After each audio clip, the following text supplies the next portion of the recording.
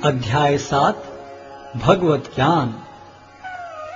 श्री भगवान ने कहा, हे प्रथापुत्र, अब सुनो कि तुम किस तरह मेरी भावना से पूर्ण होकर और मन को मुझ में आसक्त करके योगाभ्यास करते हुए मुझे पूर्णतया संशय रहित जान सकते हो।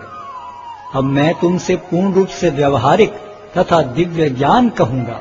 इसे जान लेने पर तुम्हें जानने के लिए और कुछ विशेष नहीं रहेगा। कई हजार मनुष्यों में से कोई एक सिद्धि के लिए प्रयत्नशील होता है और इस तरह सिद्धि प्राप्त करने वालों में से विरला ही कोई एक मुझे वास्तव में जान पाता है। पृथ्वी, जल, अग्नि, वायु, आकाश, मन, बुद्धि तथा अहंकार, ये 8 प्रकार से विभक्त मेरी अपरा प्रकृतियां हैं। हे महाबाहु अर्जुन, इनके अतिरिक्त मेरी एक अन्य पराशक्ति है जो उन जीवों से युक्त है जो इस भौतिक अपरा प्रकृति के साधनों का विदोहन कर रहे हैं। सारे प्राणियों का उद्गम इन दोनों शक्तियों में है। इस जगत में जो कुछ भी भौतिक तथा आध्यात्मिक है, उसकी उत्पत्ति तथा प्रलय मुझे ही जानो। हे धनंजय, मुझसे श्रेष्ठ कोई सत्य नहीं है। जिस प्रकार मोती धागे में गुथे रहते हैं, उसी प्रकार सब कुछ मुझ पर ही आश्रित है। हे कुंती पुत्र, मैं जल का स्वाद हूँ, सूर्य तथा चंद्रमा का प्रकाश हूँ, वैदिक मंत्रों में ओंकार हूँ, आकाश में ध्वनि हूँ तथा मनुष्य में सामर्थ्य हूँ। मैं पृथ्वी की आद्य सुगंध और अग्नि की ऊष्मा हूँ। मैं समस्त जीवों का जीवन तथा तपस्वियों का तप हूँ। हे प्रथापुत्र, यह जान लो कि मैं ही समस्त जीवों का आदि बीज हूँ, बुद्धिमानों की बुद्धि तथा समस्त तेजस्वी पुरुषों का तेज हूँ। मैं बलवानों का कामनाओं तथा इच्छाओं से रहित बल हूँ। हे भरत श्रेष्ठ अर्जुन, मैं वह काम हूँ जो धर्म के विरुद्ध नहीं है। तुम जान लो कि मेरी शक्ति द्वारा सारे गुण प्रकट होते हैं, चाहे वे सतोगुण हो, रजोगुण हो या तमोगुण हो। एक प्रकार से मैं सब कुछ हूँ, किंतु हूँ स्वतंत्र। मैं प्रकृति के गुणों के अधीन नहीं हूँ, अपितु वे मेरे अधीन हैं। 3 गुणों सतो, रजो तथा तमो के द्वारा मोहग्रस्त ये सारा संसार मुझ गुणातीत तथा अविनाशी को नहीं जानता। प्रकृति के 3 गुणों वाली इस मेरी दैवी शक्ति को पार कर पाना कठिन है, किंतु जो मेरे शरणागत हो जाते हैं वे सरलता से इसे पार कर जाते हैं। जो निपट मूर्ख हैं, जो मनुष्यों में अधम हैं, जिनका ज्ञान माया द्वारा हर लिया गया है तथा जो असुरों की नास्तिक प्रकृति को धारण करने वाले हैं, ऐसे दुष्ट मेरी शरण ग्रहण नहीं करते। हे भरत श्रेष्ठ, 4 प्रकार के पुण्यात्मा मेरी सेवा करते हैं: आर्त, जिज्ञासु, अर्थार्थी तथा ज्ञानी। इनमें से जो परम ज्ञानी है और शुद्ध भक्ति में लगा रहता है, वह सर्वश्रेष्ठ है, क्योंकि मैं उसे अत्यंत प्रिय हूँ और वह मुझे प्रिय है। निस्संदेह ये सब उदारचित्ता व्यक्ति हैं, किंतु जो मेरे ज्ञान को प्राप्त है उसे मैं अपने ही समान मानता हूँ। वह मेरी दिव्य सेवा में तत्पर रहकर मुझ सर्वोच्च उद्देश्य को निश्चित रूप से प्राप्त करता है। अनेक जन्म जन्मांतर के बाद जिसे सचमुच ज्ञान होता है, वह मुझको समस्त कारणों का कारण जानकर मेरी शरण में आता है। ऐसा महात्मा अत्यंत दुर्लभ होता है। जिनकी बुद्धि भौतिक इच्छाओं द्वारा मारी गई है, वे देवताओं की शरण में जाते हैं और वे अपने अपने स्वभाव के अनुसार पूजा के विशेष विधि विधानों का पालन करते हैं। मैं प्रत्येक जीव के हृदय में परमात्मा स्वरूप स्थित हूँ।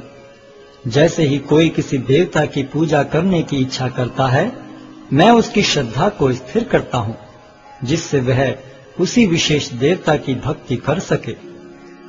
ऐसी श्रद्धा से समन्वित वह देवता विशेष की पूजा करने का यत्न करता है और अपनी इच्छा की पूर्ति करता है, किंतु वास्तविकता तो यह है कि ये सारे लाभ केवल मेरे द्वारा प्रदत्त हैं। अल्प बुद्धि वाले व्यक्ति देवताओं की पूजा करते हैं और उन्हें प्राप्त होने वाले फल सीमित तथा क्षणिक होते हैं। देवताओं की पूजा करने वाले देवलोक को जाते हैं, किंतु मेरे भक्त अंततः मेरे परम धाम को प्राप्त होते हैं। बुद्धिहीन मनुष्य मुझको ठीक से न जानने के कारण सोचते हैं कि मैं भगवान कृष्ण पहले निराकार था और अब मैंने इस स्वरूप को धारण किया है। वे अपने अल्प ज्ञान के कारण मेरी अविनाशी तथा सर्वोच्च प्रकृति को नहीं जान पाते। मैं मूर्खों तथा अल्पज्ञों के लिए कभी भी प्रकट नहीं हूं। उनके लिए तो मैं अपनी अंतरंग शक्ति द्वारा आच्छादित रहता हूं। अतः वे ये नहीं जान पाते कि मैं अजन्मा तथा अविनाशी हूं। हे अर्जुन, श्री भगवान होने के नाते मैं जो कुछ भूतकाल में घटित हो चुका है, जो वर्तमान में घटित हो रहा है और जो आगे होने वाला है, वह सब कुछ जानता हूं। मैं समस्त जीवों को भी जानता हूं, किंतु मुझे कोई नहीं जानता। हे भरतवंशी, हे शत्रु विजेता, समस्त जीव जन्म लेकर इच्छा तथा घृणा से उत्पन्न द्वंद्वों से मोहग्रस्त होकर मोह को प्राप्त होते हैं। जिन मनुष्यों ने पूर्व जन्मों में तथा इस जन्म में पुण्य कर्म किए हैं और जिनके पाप कर्मों का पूर्णतः उच्छेदन हो चुका है, वे मोह के द्वंद्वों से मुक्त हो जाते हैं और वे संकल्प पूर्वक मेरी सेवा में तत्पर होते हैं। जो जरा तथा मृत्यु से मुक्ति पाने के लिए यत्नशील रहते हैं, वे बुद्धिमान व्यक्ति मेरी भक्ति की शरण ग्रहण करते हैं। वे वास्तव में ब्रह्म हैं, क्योंकि वे दिव्य कर्मों के विषय में पूरी तरह से जानते हैं। जो मुझ परमेश्वर को मेरी पूर्ण चेतना में रहकर मुझे जगत का, देवताओं का तथा समस्त यज्ञ विधियों का नियामक जानते हैं, वे अपनी मृत्यु के समय भी मुझ भगवान को जान और समझ सकते हैं।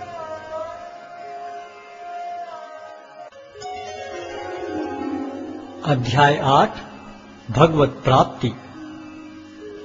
अर्जुन ने कहा, हे भगवान, हे पुरुषोत्तम, ब्रह्म क्या है? आत्मा क्या है? सकाम कर्म क्या है? यह भौतिक जगत क्या है तथा देवता क्या है? कृपा करके यह सब मुझे बताइए।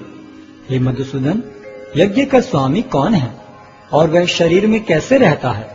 और मृत्यु के समय भक्ति में लगे रहने वाले आपको कैसे जान पाते हैं? भगवान ने कहा, अविनाशी और दिव्य जीव ब्रह्म कहलाता है और उसका नित्य स्वभाव अध्यात्म या आत्म कहलाता है। जीवों के भौतिक शरीर से संबंधित गतिविधि कर्म या सकाम कर्म कहलाती है। हे देहधारियों में श्रेष्ठ, निरंतर परिवर्तनशील यह भौतिक प्रकृति अधिभूत कहलाती है।